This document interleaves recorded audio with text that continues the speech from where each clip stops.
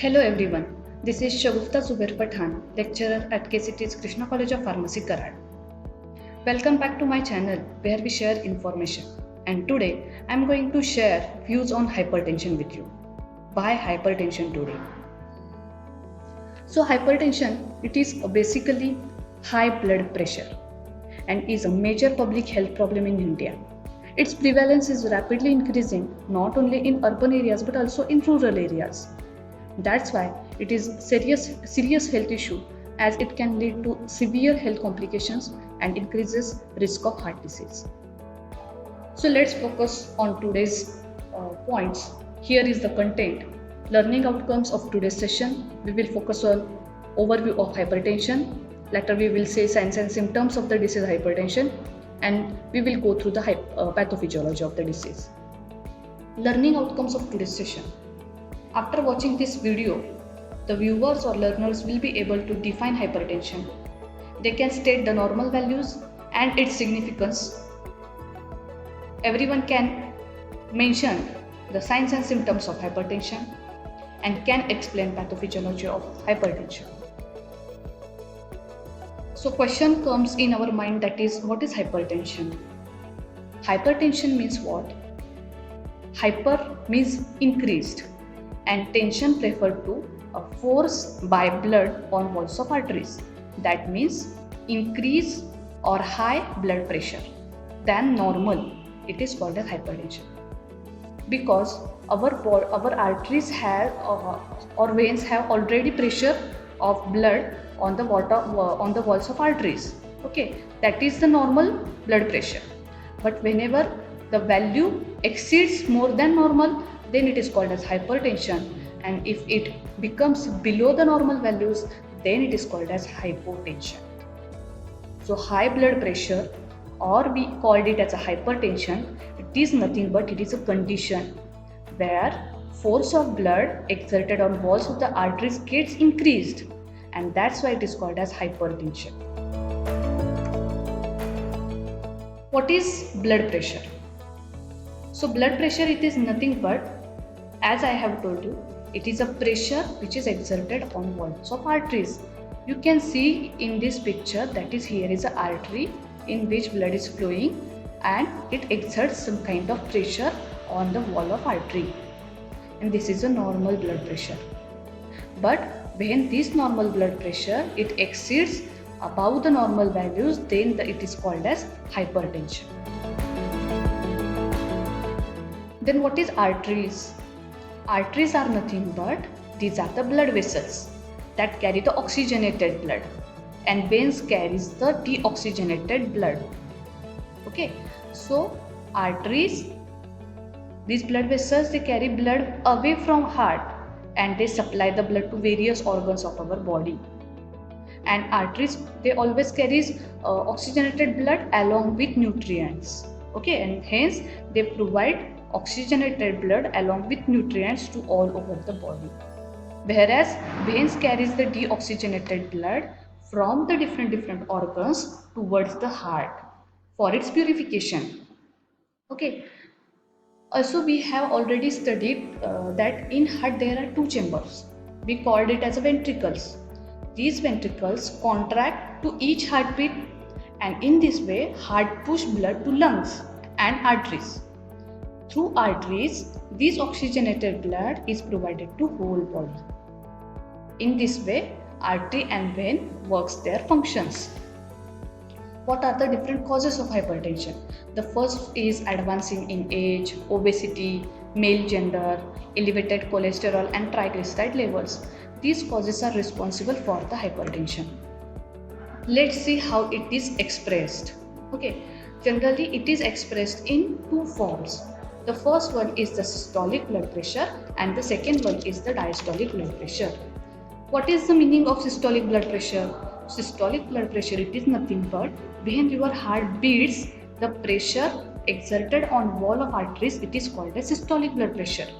And what is diastolic blood pressure? When your heart relaxes between the beats, pressure which is applied on the arterial wall, that is called as diastolic pressure. And normal blood pressure, it should be less than 120 by 80 mm of Hg, where 120 it is a systolic blood pressure and 80 mm of mercury it is a diastolic blood pressure. So unit for expression of blood pressure it is millimeters of mercury, mm of mercury. 120 it represents the systolic blood pressure and 80 represents the diastolic blood pressure. This is a normal blood pressure.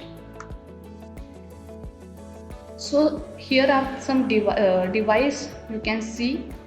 So such kinds of devices we see in every hospitals, every clinics, every doctor carries such kinds of devices. That device is called as sphygmomanometer, and this blood pressure can be measured with the help of this device, sphygmomanometer.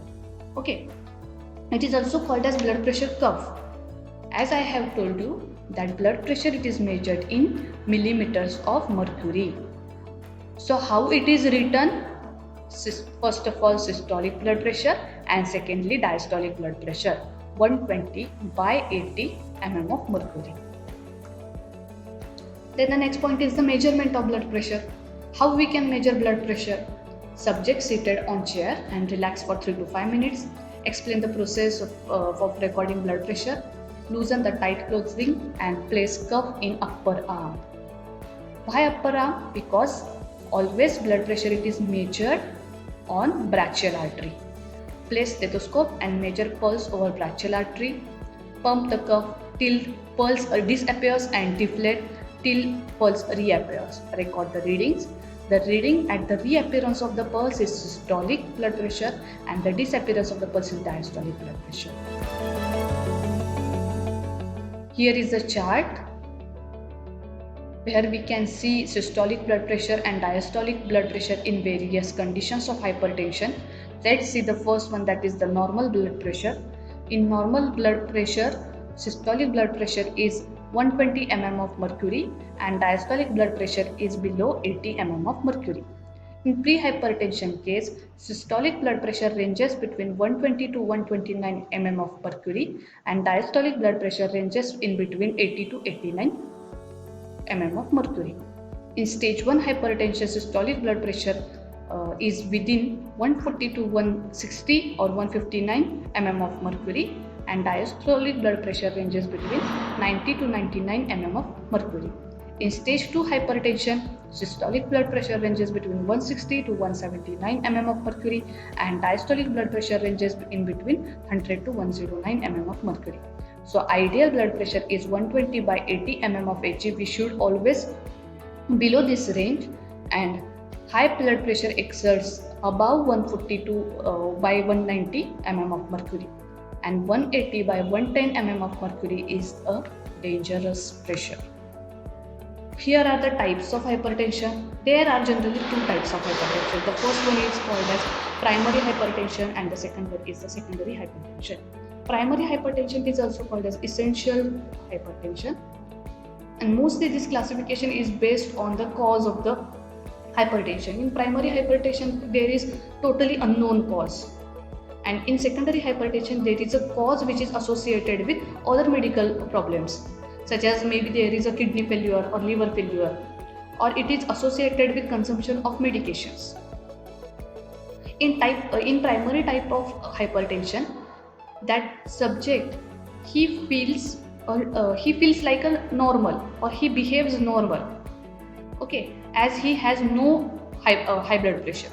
Okay, so he feels no different from those who have normal blood pressure. And here are the risk factors which triggers the hypertension: aging, male sex, heredity, sensitivity to sodium salt, sluggish lifestyle, obesity, alcohol consumption, consumption of medications. Then what kind of symptoms is experienced by that hypertension person?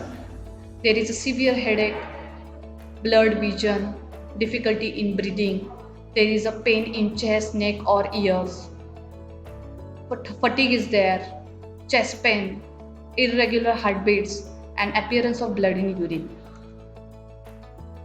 Then what are the complicated conditions?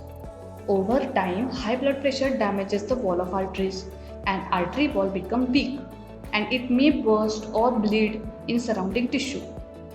As there is chances of atherosclerosis because such damaged or teared arteries attracts the n number of substances like they may be fats, lipids, cholesterol or calcium to deposit over there and thus forms a plaque.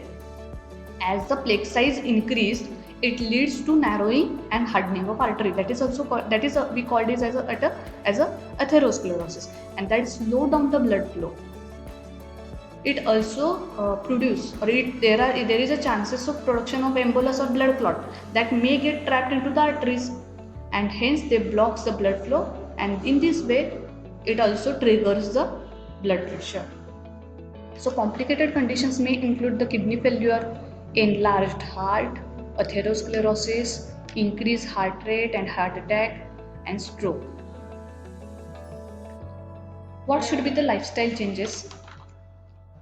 Always doctors recommend to change lifestyle as it is one part of treatment. Eating a healthy food, balanced food is the first step towards the lifestyle change, and totally avoid the junk foods. Some people are sensitive to sodium salt, so doctor may recommend to limiting the intake of sodium and highly processed food. What is the reason behind this? Sodium may retain water in the body and thus increases volume of blood. And that increased volume of blood, it exerts more pressure on arterial wall. And this increases the blood pressure. That's why eat less salt, avoiding alcohol consumption, getting regular exercise, losing weight, quitting smoking, and managing stress. Then what are the medications which are provided during the treatment? Doctors always provide the medications which acts on kidneys, blood vessels or heart to reduce the blood pressure. First recommendation of doctor is diuretics. So diuretics are also called as water pills. They help to out water and sodium from your body through the urination, and in this way it reduces the pressure on wall of artery. Also recommend the beta blockers. Beta blockers reduces the workload on heart by decreasing heart rate and strength of heart. They also recommend the ACE inhibitors, that is angiotensin converting enzyme inhibitors. Also calcium channel blockers are prescribed. Direct acting vasodilators are prescribed. So here this is the treatment of hypertension. So this is all about hypertension. If you have any query or suggestion, you can contact me on my email address srb.tkcp@gmail.com. Thank you.